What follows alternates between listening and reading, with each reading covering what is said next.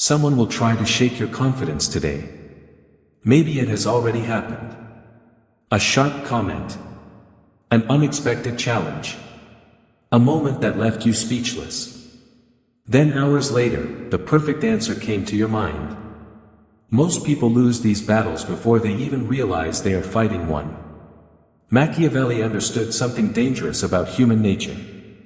Power is rarely taken by force first. It is taken through emotion.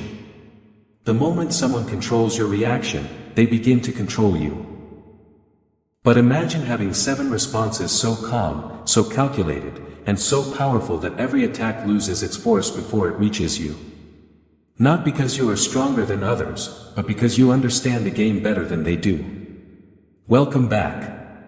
This is not a place for empty motivation or comforting lies.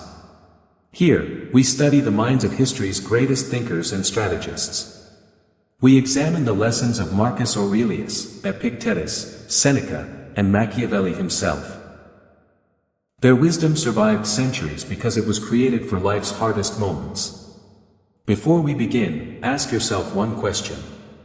When was the last time a single sentence ruined your entire day? Think carefully. Because your answer reveals exactly where others still have power over you. First, understand a truth most people never learn.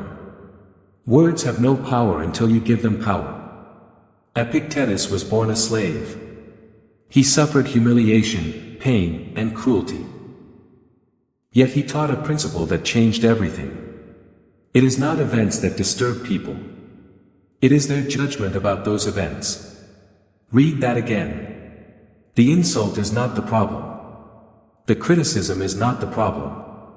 The challenge is not the problem.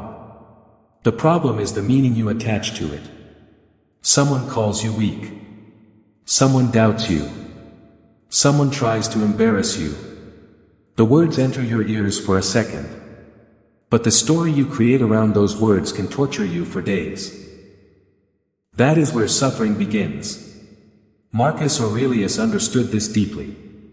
He wrote, "You have power over your mind, not outside events." That sentence contains more strength than most people will ever develop. The Stoics never claimed that cruelty does not exist. They never said that words cannot wound. Seneca wrote extensively about the damage careless language can cause. But they all agreed on one thing. The wound and your response to the wound are separate events. One belongs to the world.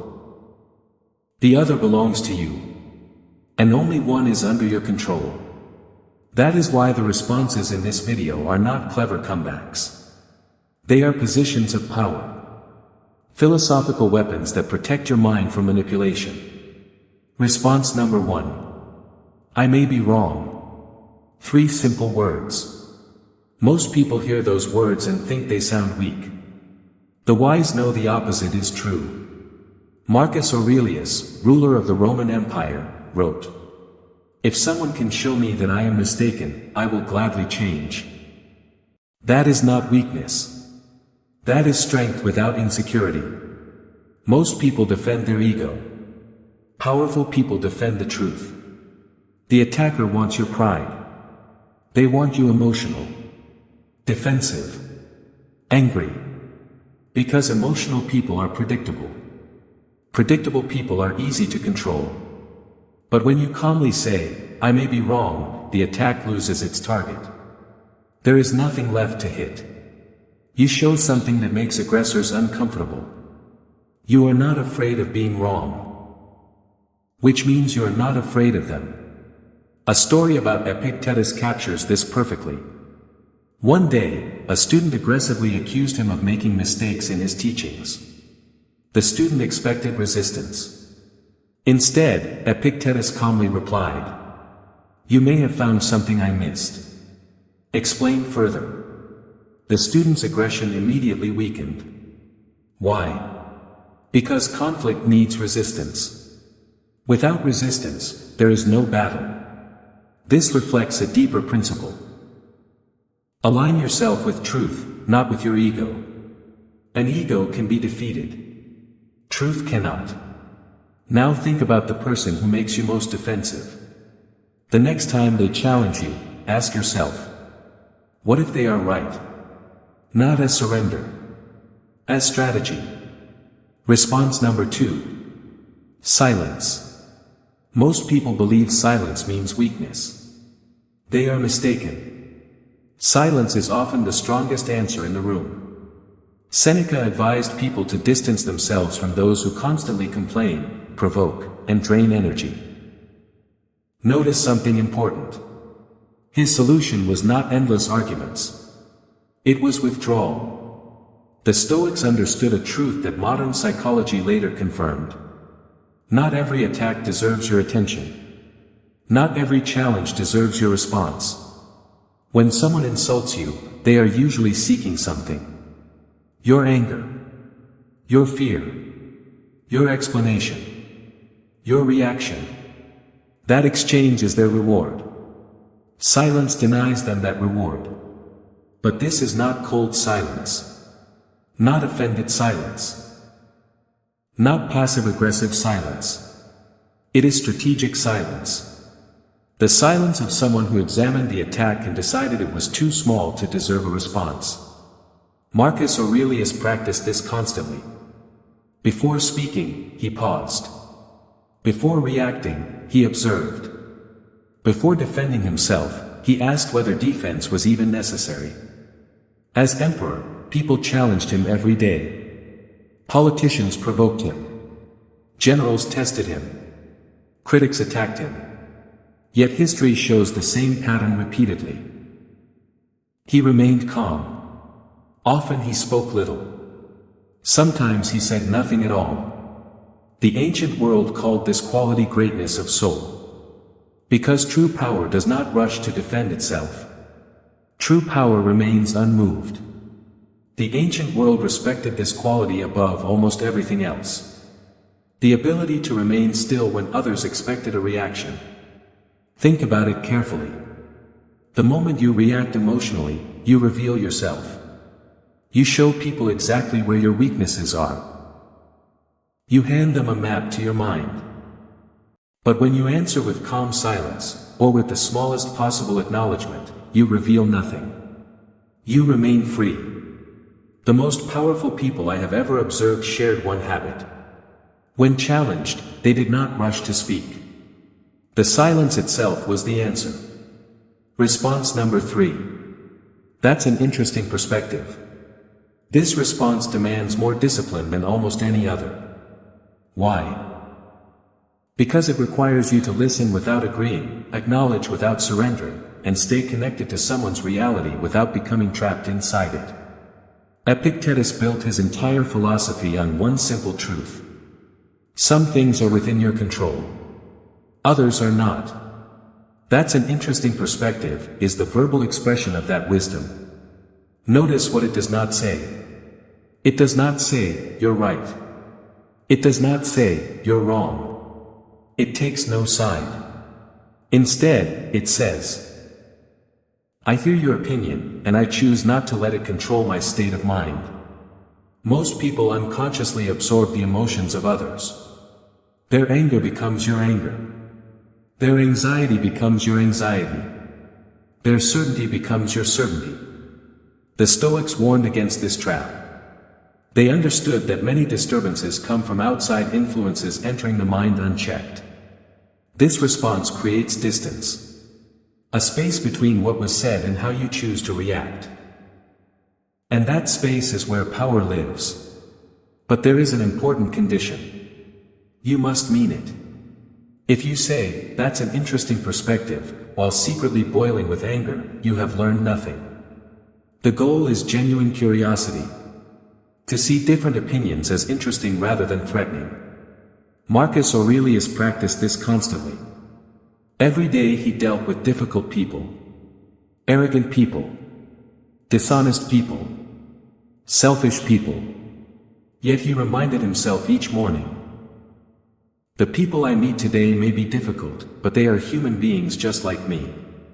Notice the wisdom. He did not excuse bad behavior. He simply refused to forget their humanity. That is true strength. When a Stoic says, that's an interesting perspective, they are really saying, I see your view. I understand that you arrived there through your own experiences. And I do not feel threatened by it. Response number 4. Let me think about that. Modern culture worships speed. Answer immediately. React instantly. Always have an opinion. Always have a response. The Stoics saw this tendency as dangerous. They understood something most people never learn. Time reveals what haste hides. When you say, let me think about that, several powerful things happen at once. First, you place reason above emotion. The Stoics believed reason was humanity's greatest gift. An impulsive response comes from ego. A thoughtful response comes from wisdom. Second, you show respect. Most people expect resistance. Most people expect arguments. Very few expect thoughtful consideration. And that alone changes the entire dynamic. Third, and perhaps most importantly, you prove that discomfort does not control you. Most people rush to speak because silence feels uncomfortable. They want to escape uncertainty. The Stoic stays in that uncertainty. Calmly. Patiently. Without panic. Marcus Aurelius became famous for this habit. As emperor, he often delayed important decisions. He asked more questions. He gathered more information. He reflected before acting. Many people found this frustrating. History proved he was right. Because wise decisions are rarely rushed. In your own life, these 4 words can completely transform conflict. The moment you say, let me think about that, the conversation changes. It stops being a battle. It becomes an investigation. It moves from emotion to reason. I will admit something. This response was one of the hardest lessons for me to learn. The desire to answer immediately is deeply human. We want to appear smart. We want to appear prepared. We never want to look surprised. But the Stoics would remind us that wisdom is not measured by how quickly you answer. It is measured by the quality of the answer. Let me think about that is not retreat. It is intellectual courage. Response number 5. You might be right. Notice how different this is from, I may be wrong. The first statement focuses on your own limitations. The second acknowledges the possibility that someone else may see something you do not. This requires even greater strength.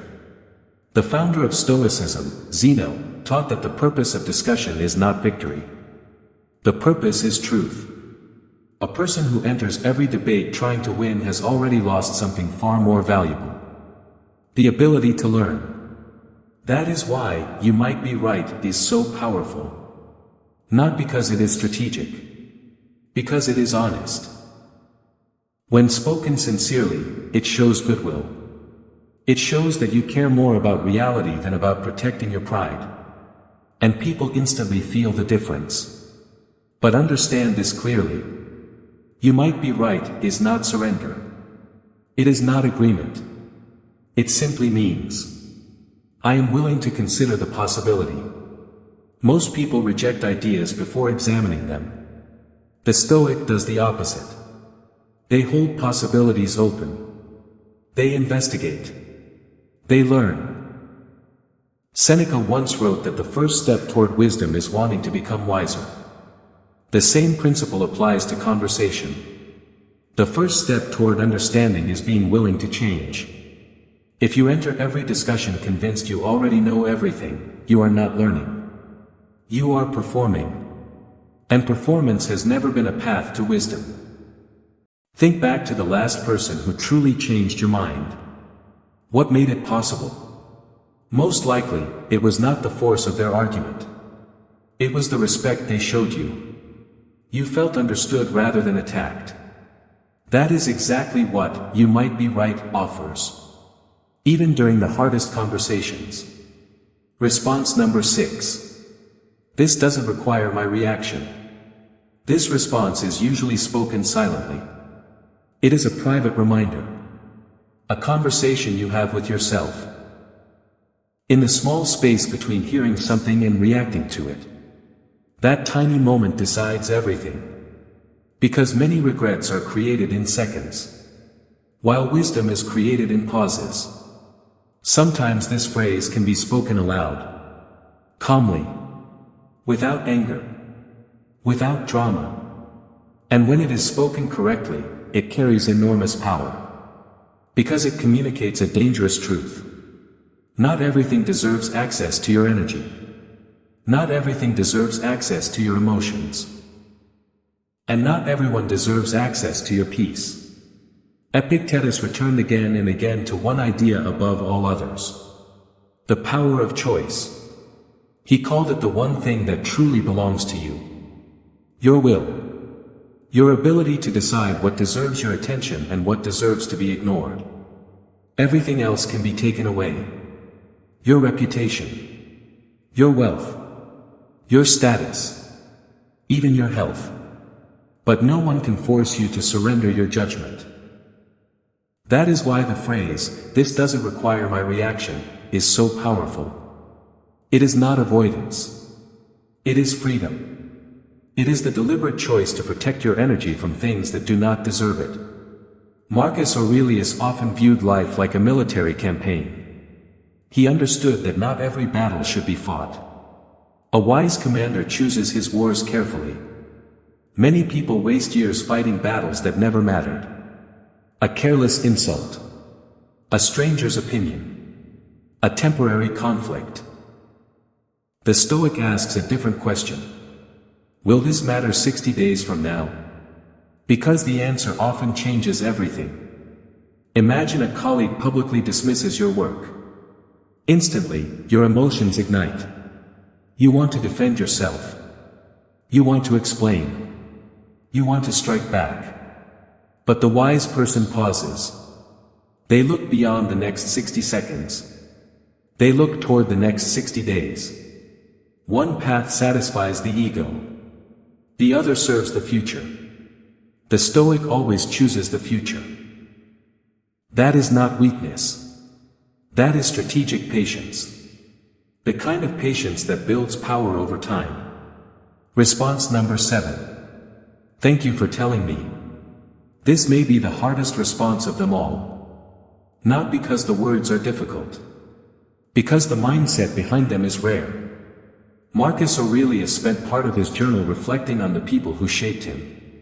He thanked teachers who corrected him. Mentors who challenged him. People who exposed his flaws. What is remarkable is this. He was not grateful only to those who made life comfortable. He was grateful to those who made him better. And those are often very different people. The Stoics believed in embracing reality rather than resisting it. Every event contains information. Every criticism contains information. Even an unfair attack contains information. Not always about you. Sometimes about the other person. But information nonetheless. A wise person gathers that information. An insecure person rejects it. That is the difference. Now understand something clearly. The Stoics never believed every criticism was true. They were not naive. They believed criticism should be examined carefully. Tested through reason. Accepted when useful. Discarded when false. But they also believed that immediate defensiveness is one of the clearest signs of a person who has stopped growing. Because growth requires humility. And humility requires courage. When you can sincerely say, "Thank you for telling me," you demonstrate something extraordinary. You are no longer controlled by praise. And you are no longer controlled by criticism. You are simply collecting data. Learning. Improving. Advancing. That is power. Seneca once wrote that every day offers something valuable. Even difficult days. Especially difficult days. The strongest people are not those who avoid discomfort. They are the ones who extract value from it. That is the deeper meaning behind these 4 simple words. Thank you for telling me. Now let us bring everything together. At the beginning of this journey, I asked you to imagine a life where another person's words could no longer throw you off balance. Not because you had the perfect comeback. Not because you had learned to dominate every argument. But because you had mastered yourself. These 7 responses are not tricks. They are not manipulation tactics. They are positions of strength. Weapons used against chaos, not against people. The first response. I may be wrong. The strength of intellectual humility. The second. Silence. The power that comes from refusing unnecessary conflict. The third. That's an interesting perspective. The shield of curiosity. The fourth. Let me think about that. The discipline of reason over impulse. The fifth. You might be right. The confidence to remain open to truth. The sixth. This doesn't require my reaction. The freedom to choose your battles. And the seventh. Thank you for telling me. The wisdom to turn criticism into growth. But here is the truth. Watching this video is not enough. Knowledge changes nothing without practice. Epictetus understood this better than anyone. Philosophy is not something you study. It is something you live. Marcus Aurelius did not write his journal because he had perfected these ideas. He wrote because he was still working on them. Every day. Even as emperor. Even while facing war, betrayal, disease, and loss. He practiced because mastery is a process, not an event. So tonight, choose one of these 7 responses. Only one. Tomorrow, use it in a real situation. Not during a major conflict. Not during a crisis. Use it during an ordinary moment. A conversation. A disagreement. A criticism. A small challenge. Notice what changes. Notice what happens inside you. Because that is where the real transformation begins. If this message gave you something valuable, share it with someone who needs it. That is how wisdom survives. One mind influencing another. One generation teaching the next. And before you leave, ask yourself one final question. Which of these 7 responses will be hardest for you to live? Not understand. Not admire. Live. Because that answer reveals exactly where your next level of growth begins. Until next time, remain calm when others become emotional. Remain patient when others become impulsive. Remain strategic when others become reactive. And remember this lesson from Marcus Aurelius. You have power over your mind. Never over outside events. The moment you truly understand that distinction, you become far more difficult to control. And that is where real power begins.